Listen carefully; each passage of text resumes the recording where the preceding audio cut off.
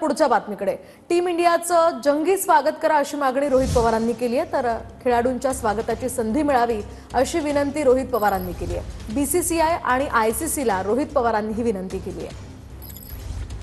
काल भारत विजयी झाला आणि न्यूझीलंडचा पराभव त्या ठिकाणी केला, कसं पाहता याकडे?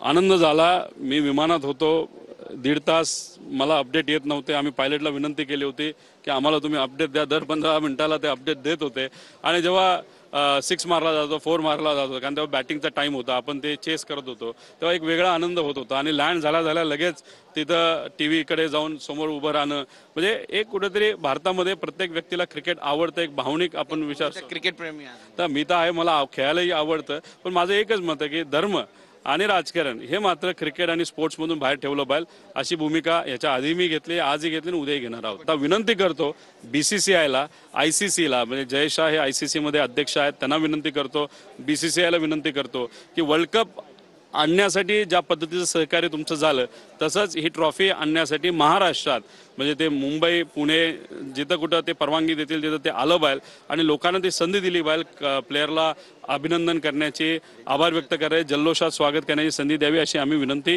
ट्विट नाही तर व्यक्तिगत त्यांना मेसेज टाकून नक्कीच करू। बातचीत केल्याबद्दल कॅमेरा पर्सन योगेश गुरवसह गिरीश गायकवाड, TV9 मराठी, मुंबई।